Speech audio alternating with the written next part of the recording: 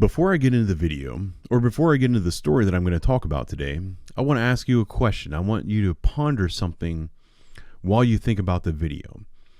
The question is this police reform? A lot of what I hear about when people are calling for police reform, they say, I'm not anti-police, I'm anti-bad police. They'll say, we just want to get the bad police officers out there. We want to charge bad police officers with crimes. And they'll also make these allegations that the thin blue line is there to protect bad police officers. So as I go through the story and I tell you the events that led up to this story, I want you to think about whether or not this is about police reform and this is about bad police officers. At the end of the video, I'm going to give you a little bit of my own opinion. So the story for today is a story that came up yesterday. Yesterday, October the 25th. Today's October the 26th. The story is that additional charges were filed against Columbus police officer in connection with the 2020 riots.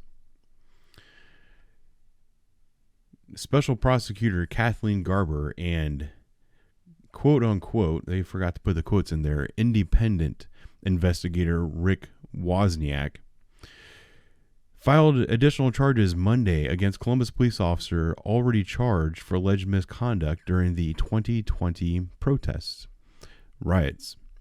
I highlighted independent investigator because this was a guy who's a retired FBI agent, and he was brought in by the city of Columbus and the mayor, and he was given a large sum of money, and with that large sum of money, he was told, you're going to investigate the police and you're going to file criminal charges against police officers.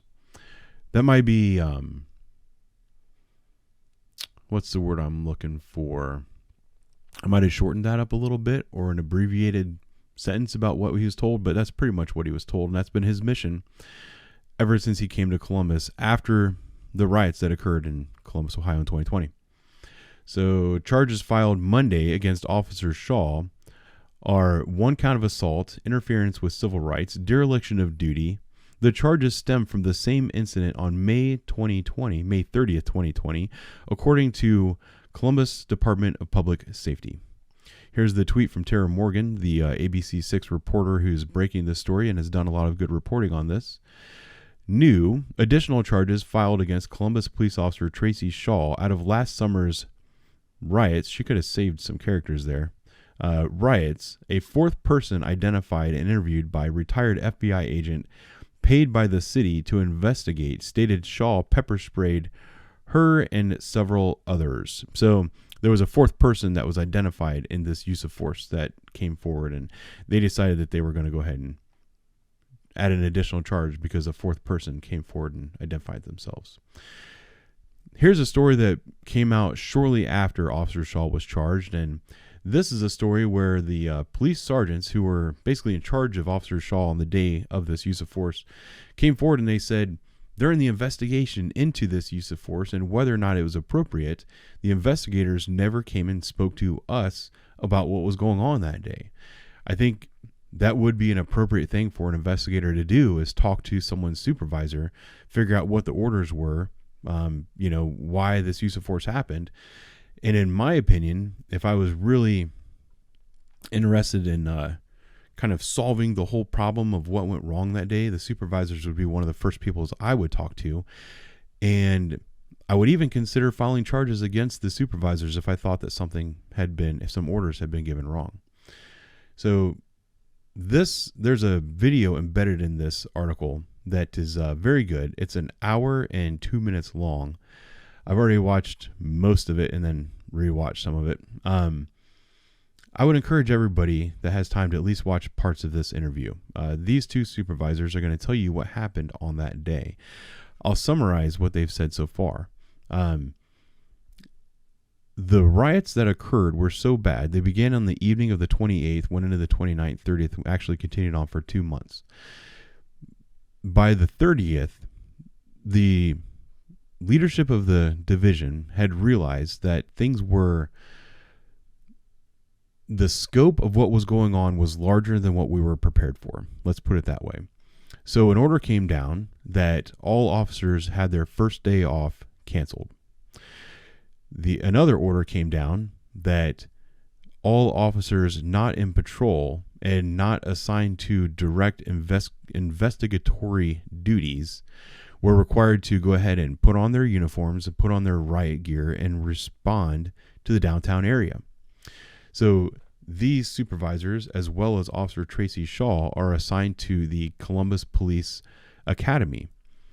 Their days off are Saturday and Sunday. So they were ordered on their first day off, which was a Saturday, May the 30th, to don their riot gear and go downtown. Initially, they got down there and they were staged. They had the mission of stopping and apprehending the vehicles that were coming downtown or in the downtown area to supply the rioters with the things like the frozen water bottles, bricks, rocks, Molotovs, all the things that were being used against the police that day.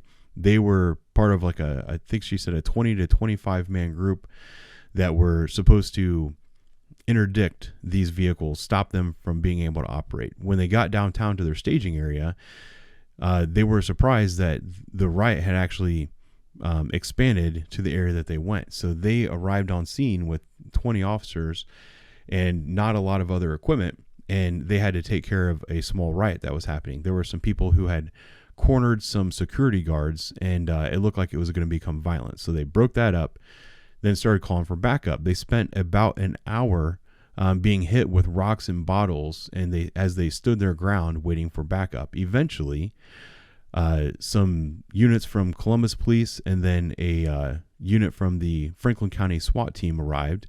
They started deploying tear gas and then pushed forward. They pushed everybody off the street. The time prior, from when they got there to when the gas was deployed, they had been on scene holding their ground, and they'd been making long, loud verbal commands saying, this is a legal order. You must disperse from the area. The area has been declared an illegal riot. If you do not leave the area, force and chemical agents will be used against you. That statement was being repeated over and over and over again for about an hour before that SWAT team arrived and started deploying agent. When they deployed agent, they pushed everybody out of the way, and the area became kind of void of people. And Officer Tracy Shaw was the last person to leave the scene.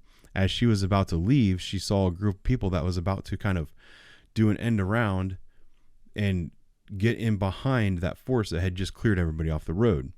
She didn't want the officers to have rioters come up behind them and start throwing rocks and bottles at them, and didn't want the officers to be surrounded. So that's when she had this use of force. I'm sorry, I can't make it.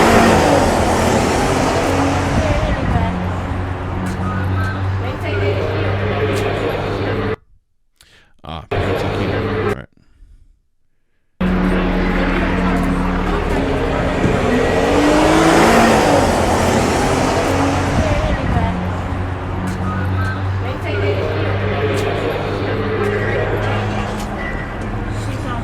You could still hear a little bit of the bullhorn in the background from officers giving people commands. Here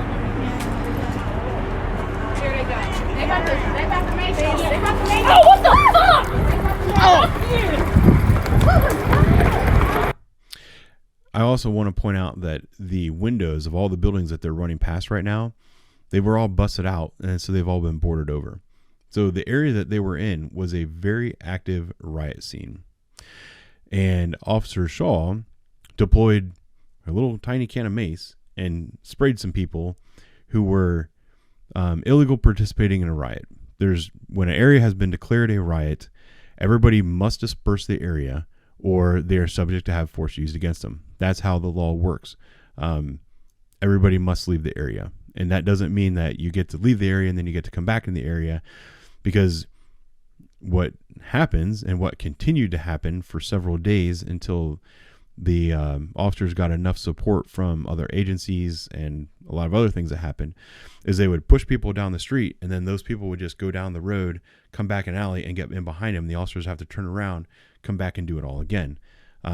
By deploying mace in this situation, Officer Tracy Shaw was trying to prevent that from happening.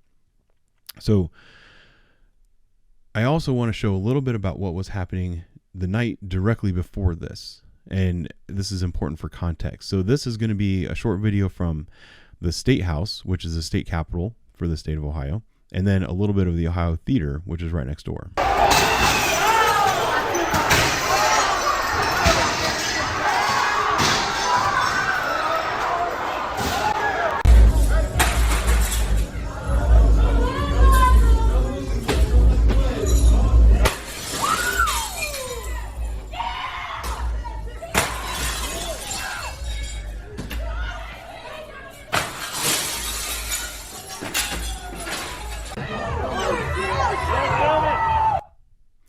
So it looks like our protesters set fire in a historic theater in downtown Columbus.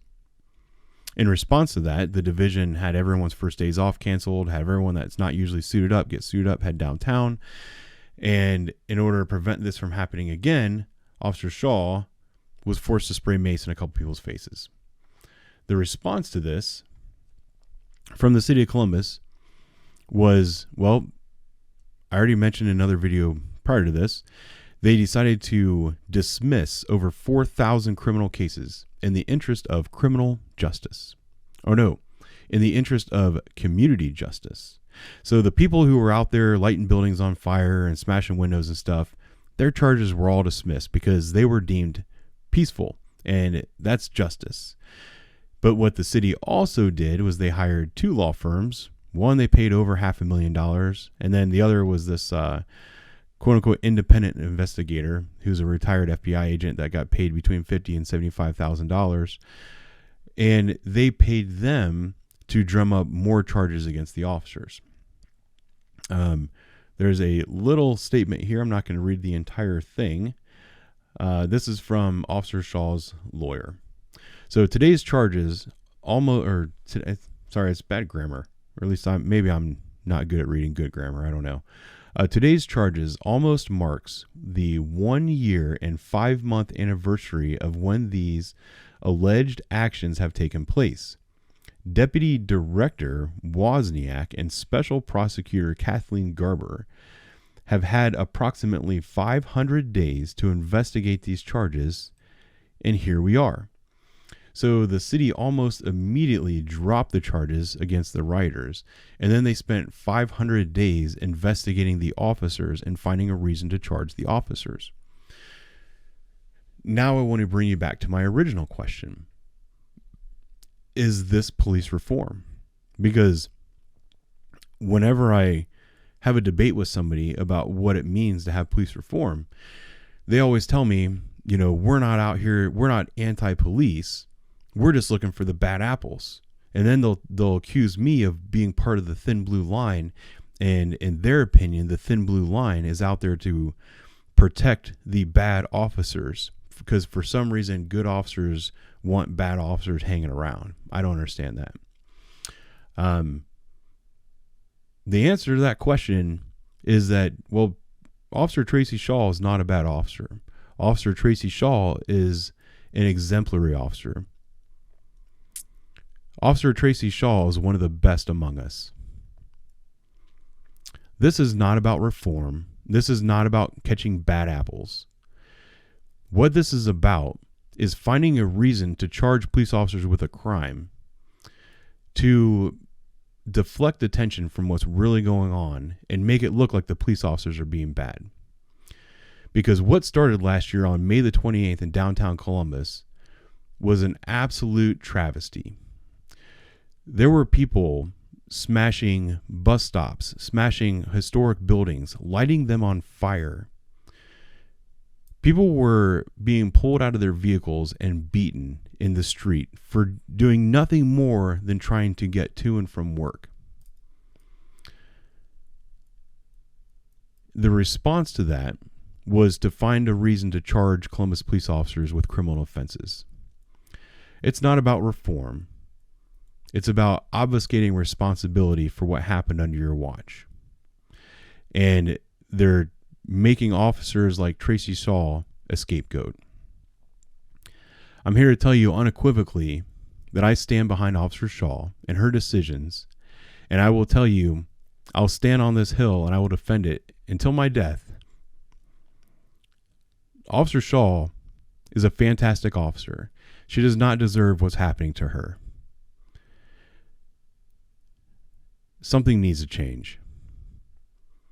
There needs to be real change. And that change does not need to come from Officer Shaw. She's not the one that's screwed up here. Those are my thoughts for today. Thank you for watching. I'll talk to you soon.